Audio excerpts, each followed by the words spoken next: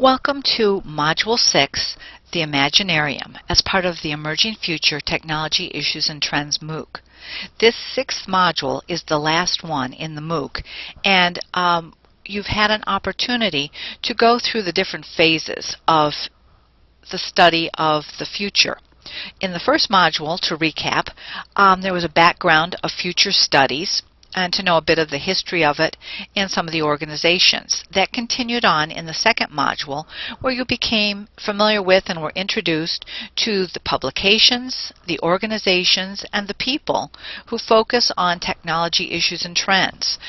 Those organizations and publications and people that you can continue to track beyond this MOOC.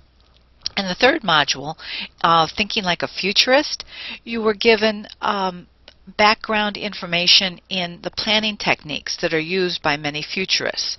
So environmental scanning, forecasting, backcasting, ways that people proactively plan for the future. Then there was the future of connectivity, and 5 topics in particular, looking at implications for technology, political and global implications and issues, looking at governments that may crack down on the use of social media and connectivity, and then also an idea that social media may have some impact in revolutions or uprisings among different countries. Also looking at the economic aspects of connectivity, whether people can afford it, what the costs are, and what it does for the economy itself.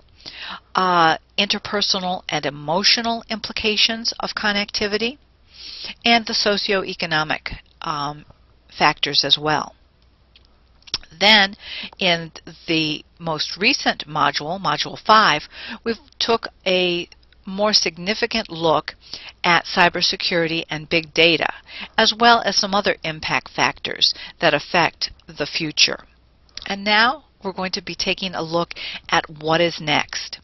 We can't predict it, so we can forecast what we think might be happening in certain areas based on what is there now in technologies and what we project it may be like. So, what will the world be like? What will governments look like? Global living? Machines and technology? What function will money have, and how will it be used? The future of music and the future of thrills. A night at the carnival or the amusement park might look quite different in 2050 than it does now. So take some time in this last module to review the resources that have been given to you within the MOOC, explore some more on your own, and I invite everybody to delve into the world of infographics and do one if you're interested in the electronic badge, in the certificate of completion for the MOOC, to give us your ideas of what the world will be like in one particular aspect. And also I invite you to upload it to Metis so that you can have your own personalized web content repository, and to share it with others so that we could do a book of infographics developed by people in this MOOC. There are many futurists claiming different ways to view the current status of the world and looking at the future. And black sky thinking is highlighted in one of the resources in the MOOC. Blue sky thinking is planning for the short to the midterm future. Black sky thinking is forecasting for the long-term future. And if you go to this website, blackskythinking.org, you can learn more about their philosophy and some of the projections that they're making in all aspects. They are consultants. The Black Sky Thinking organization is a consultant for a number of different organizations, and they have other projections as well. And the next few slides are just focusing on some of the trends and the topics that are emerging. You will find more detailed information in the resources section, but transhumanism is something that was a very large component of the World Future Society Conference that I attended this summer, and the individuals who are concerned with transhumanism want to enhance the human potential through technology. So through implants, through space exploration, lots of different ideas and technologies that are put into play. So I encourage you to take a look in that area if you are not familiar with it. The global brain is a term that has been used as a conceptualization of the worldwide network of humanity connecting information and communication technologies so that we have a collective information infrastructure and knowledge base that is not just localized but that is globalized. And then there is a technology and a group of people that are interested in mind uploading, in taking the knowledge that you possess individually and moving it to be stored for future generations or to put into a public domain. So there are lots of interesting areas here, making certain though that we keep it in a positive light and not let some of these technologies get out of hand and be used against and in different ways than what they were developed.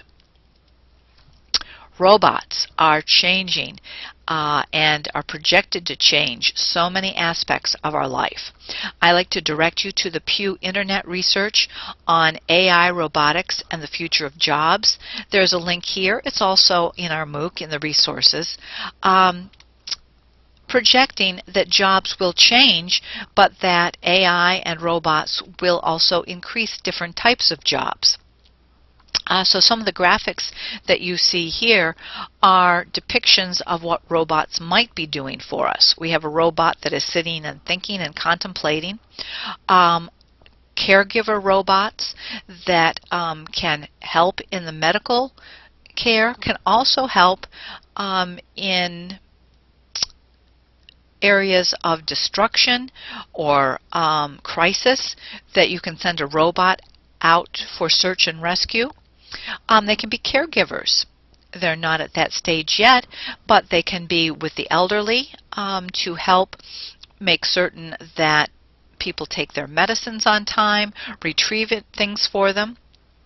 And it may be that they will also be available for other individuals that need some extra assistance. And then transportation. We have the driverless cars. They're also projecting flying cars that have been developed currently, but that they will become mainstream sometime in the future.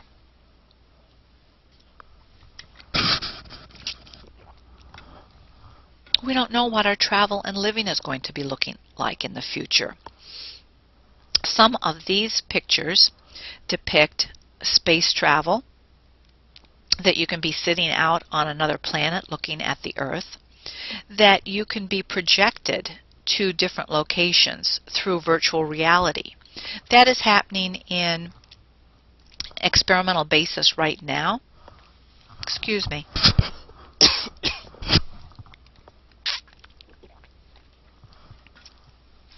And how will we live? In space, on the water, in habitats that we have not seen yet, where we're growing our own food? Will we be transported virtually through very fast transportation modes? What will it look like? So these are all things to consider and to explore. Keeping in mind that what we currently experience may change. It may stay the same, but there are other depictions of what life will be like. Food and agriculture is changing. It could be that more agriculture will be done individually. Many people are doing aqua farming, hydroponics, in their own spaces that you can contain things. One of the students in my course is doing hydroponics in an apartment. Some of these pictures that are depicted here are do-it-yourself. Over on the right with the tabs of nutrition, will we have full meals? What will it be like? Things to consider. The future of education. We know that education is changing. You are in an online professional development course now. We heard from an educational futurist a couple of weeks ago. If you missed him, go back to KnowledgeWorks and look for Jason Swanson, who is a strategist, and director of innovation. Will we be looking at things virtually? Will we be in a traditional classroom, or will we be with individual devices, digital students, technology, and more, the world is the classroom, getting the global experience. So whatever your interest is, explore it, try an infographic with it. Many in this MOOC are librarians. So what will the future hold for us? We know that there are some libraries that are completely virtual. We need to make our mark and to let people know that we can help to drive the future, that we can help to interpret the technology for individuals, to find information for them, to curate it. So we don't know what it will look like. There are a number of new modern libraries that might be called futuristic, but how long will they last? And we had a couple resources that were given earlier in the modules to help you locate materials on the future of libraries. And finally, what will life be like in 2050 and beyond? Lots of different projections. The one graphic on the right in the pie chart looks at how we will be online, each part of the day, and the smart houses, and also potential problems with rising sea levels and what will we do with it. The wearables that can track our where we are, what our body is doing, and can help us perform different tasks. In the bottom left-hand corner, the traffic jam, will that be a thing of the past, or will that only get worse? On the bottom right, contacts that can now check your glucose level. What else will they be able to do? Google Glasses are just the start. So what is going to be ahead?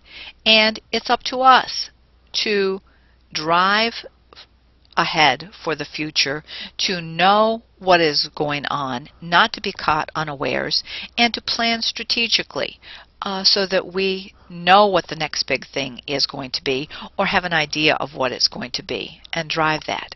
So I invite you to do an infographic, to join the discussion, to look at the resources, and to begin to imagine what life will be in the near and distant future.